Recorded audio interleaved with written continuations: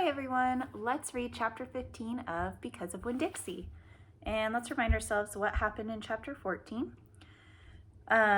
We learned that Gloria Dump used to make a lot of mistakes, but she's a different person now, a better person. And she told Opal not to judge Otis for making mistakes in his past. And cool. Okay, here we go with chapter 15. The Herman W. Block Memorial Library's air conditioning unit didn't work very good, and there was only one fan. And from the minute me and Winn-Dixie got in the library, he hogged it all. He lay right in front of it and wagged his tail and let it blow his fur around. Some of his fur was pretty loose and blew right off of him like a dandelion puff. I worried about him hogging the fan, and I worried about the fan blowing him bald.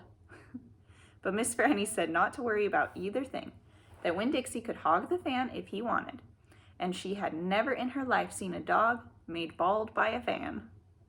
Sometimes when Miss Franny was telling a story, she would have a fit.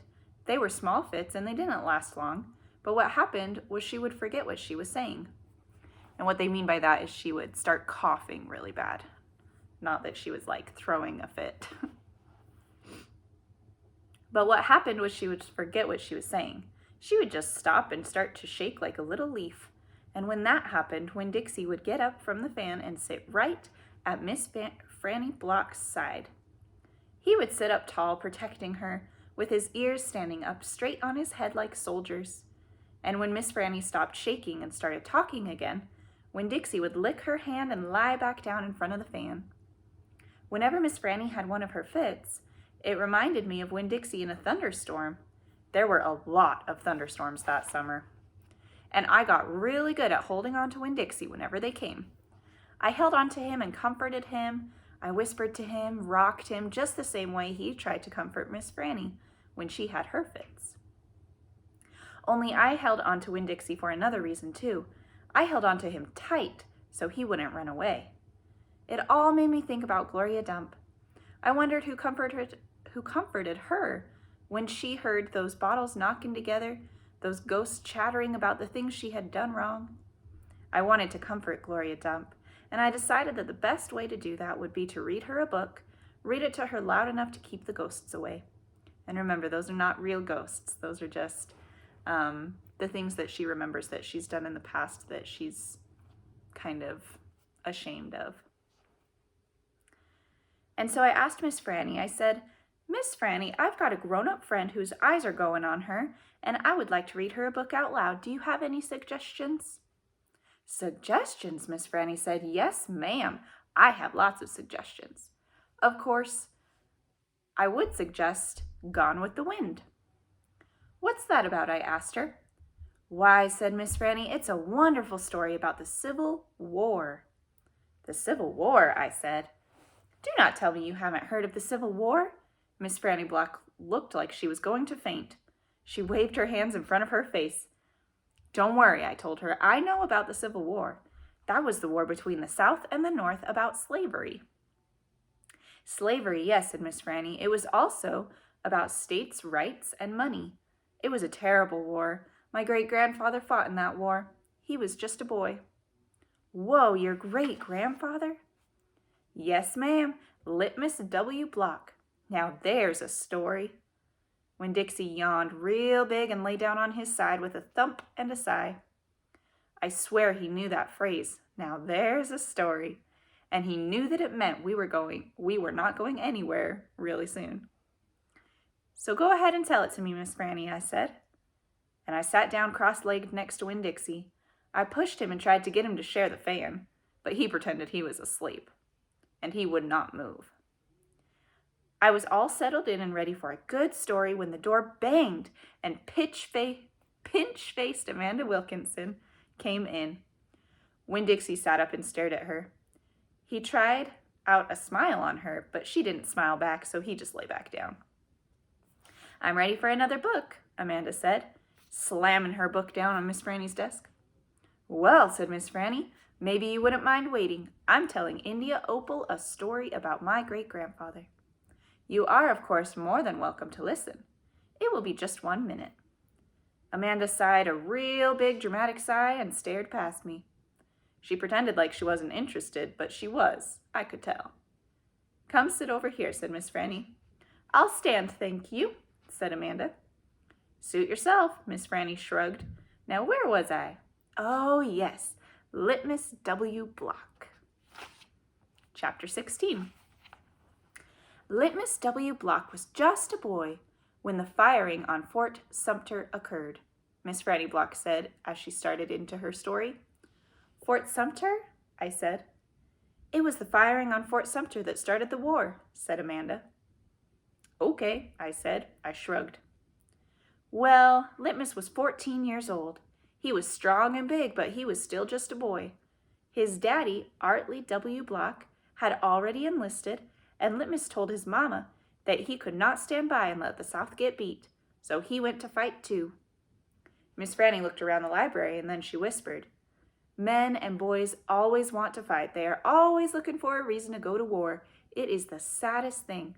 They have this notion that war is fun, and no history lesson will convince them differently. Anyways, Litmus went and enlisted in the war. He lied about his age. Yes, ma'am, like I said, he was a big boy, and the army took him, and Litmus went off to war just like that. Left behind his mother and his 3 sisters, he went off to be a hero, but he soon found out the truth. Miss Franny closed her eyes and shook her head. What truth? I asked her. That war is terrible, Miss Franny said with her eyes still closed. War should be a cuss word. She shook her head and opened her eyes. She pointed at me and then pointed at Amanda. Neither of you can even imagine. No, ma'am, Amanda said. Amanda and me said at exactly the same time. We looked really quick at each other and then back at Miss Franny. You cannot imagine. Litmus was hungry all the time, and he was covered with all manner of fleas and lice. And in the winter he was so cold he thought for sure he would freeze to death. And in the summer, why, there's nothing worse than war in the summertime. It stinks. And the only thing that made Litmus forget that he was hungry and itchy and hot or cold was that he was getting shot at. And he got shot at quite a bit, and he was nothing more than a child. Did he get killed? I asked Miss Franny. Good grief, said Amanda. She rolled her eyes. Now, Opal, Miss Franny said, I wouldn't be standing in this room telling this story if he was killed. I wouldn't even exist. He had to live, but he was a changed man. Yes, ma'am, a changed man. He walked back home when the war was over. He walked from Virginia all the way to Georgia. He didn't have a horse. Nobody had a horse. He walked. And when he got home, there was no home either. Where was it? I asked her. I didn't care if Amanda thought I was stupid. I wanted to know. Why, Miss Franny shouted so loud that Winn-Dixie and Amanda Wilkinson and me all jumped. They burned it. Yes, ma'am, they burned his house to the ground. Well, what about his sisters? Amanda asked. She moved around the desk and came and sat on the floor. She looked up at Miss Franny. What happened to them? They died of typhoid fever. Oh, no, Amanda said in a really soft voice. And his mama? I whispered. She was dead too. And his father? Amanda asked. What happened to him? Oh, well, he died on the battlefield. So Litmus was an orphan? I asked. Yes, ma'am, said Miss Franny Block. Litmus was an orphan. This is such a sad story, I told Miss Franny. It sure is, said Amanda. I was amazed that she was agreeing with me about something. I'm not done yet, Miss Franny said. Winn-Dixie started to snore, and I nudged him with my foot to make him quit. I wanted to hear the rest of the story. It was important to me to hear how Litmus survived after losing everything that he loved. Let me see how long the next chapter is. We could probably read it. Okay, chapter 17. I want to finish this story about Litmus, so here we go. Well, Litmus came home from the war, said Miss Franny as she went on with her story, and found himself alone. And he sat down on what used to be the front step of his house, and he cried and cried just like a baby. He missed his mom and his dad. He missed his sisters. He missed the boy that he used to be. When he finally finished crying, he had the strangest sensation. He felt like he wanted something sweet. Why, he wanted a piece of candy. He hadn't had a piece of candy in years, and it was right then that he made a decision. Yes, ma'am. Litmus W. Block figured that the world was a sorry affair and that there was enough ugly things in it. He wanted to concentrate and put something sweet in it. He got up and started walking. He walked all the way to Florida. The whole time he was walking, he was planning. What was he planning, I asked. Why, he was planning the candy factory. Did he build it, I asked. Of course he did. It's still standing out on Fairville Road. That old building? Said Amanda. That big spooky one? It is not spooky, said Miss Franny. It was the birthplace of the family fortune. It was there that my great-grandfather made the litmus lozenge, a candy that was famous the whole world over. I've never heard of it, said Amanda. Me neither, I said. Well, said Miss Franny, they aren't made anymore. The world, it seems, lost its appetite for litmus lozenges, but I still happen to have a few. She opened the top drawer of her desk, and it was full of candy. She opened the drawer below that. It was full of candy, too. Miss Franny Block's whole desk was full of candy. Would you like a litmus lozenge? She asked Amanda and me. Yes, please, said Amanda. Sure, I said. Can Winn-Dixie have one, too? I have never known a dog that cared for hard candy, said Miss Franny, but he is welcome to try one. Miss Franny gave Amanda one litmus lozenge and me 2. I unwrapped one and held it out to Winn-Dixie. He sat up and sniffed it, wagged his tail, and took the candy from between my fingers real gentle. He tried to chew on it, and when that didn't work, he just swallowed the whole thing in one big gulp. Then he wagged his tail at me and lay back down. I ate mine really slow. It tasted good. It tasted like root beer and strawberry, and something else that I didn't have a name for. Something that made me feel kind of sad. I looked over at Amanda. She was sucking on her candy and thinking real hard. Do you like it? Miss Franny asked me. Yes, ma'am, I told her. What about you, Amanda? Do you like the litmus lozenge? Yes, ma'am, she said, but it makes me think of things that I feel sad about.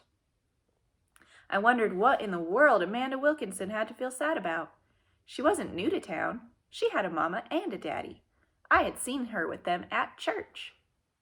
There's a secret ingredient in there, Miss Franny said. I know it, I told her. I can taste it. What is it? It's called sorrow, Miss Franny said. Not everyone can taste it. Children especially seem to have a hard time knowing that it's there. I taste it, I said. Me too, said Amanda.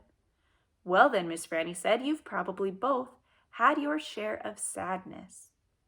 So the word sorrow means really sadness. And so they're tasting something in the candy that makes them remember the things that they feel sad about. I had to move away from Watley and leave all my friends, I said. That is one sadness I've had. Plus, Dunlap and Stevie Dewberry are always picking on me. That's another sadness. And the biggest one, my biggest sadness, is that my mama left me when I was still small. I can hardly remember her. I keep hoping I'll get to meet her and tell her some stories. It makes me miss Carson, said Amanda. She sounded like she was going to cry. I have to go. And she got up and ran out of the Herman W. Block Memorial Library. Who's Carson? I asked Miss Franny. She shook her head. It is a sorrow-filled world, she said. But how do you put that in a piece of candy? I asked her. How do you get that taste in there? That's the secret, she said. That's why Litmus made so much money. He manufactured a piece of candy that tasted sweet and sad at the same time.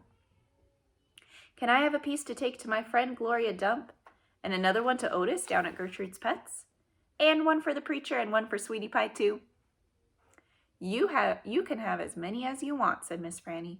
So I stuffed my pockets full of litmus lozenges And I thanked Miss Franny for her story, and I checked out Gone with the Wind, which was a very big book, and I told Winn-Dixie to get up, and the two of us left and went over to Gloria Dump's. I rode right past the Dewberry's house. Dunlap and Stevie were playing football in the front yard, and I was just getting ready to stick my tongue out at them. But then I thought about what Miss Franny had said, that war was terrible, and I thought about what Gloria Dumps said, about not judging them too hard. So I just waved instead. They stood and stared at me. But when I was almost all the way past, I saw Dunlap put his hand up in the air and wave back. "Hey," he hollered. "Hey, Opal." I waved harder, and I thought about Amanda Wilkinson and how it was neat that she liked a good story the same way that I did. And I wondered again, who was Carson? All right, guys, so we read 3 chapters today because I really wanted to get through the Litmus Lozenge story. You've got just a couple questions to answer, and then you can turn this assignment in. And then you can move on to doing your art project for today. Have fun with it. Bye.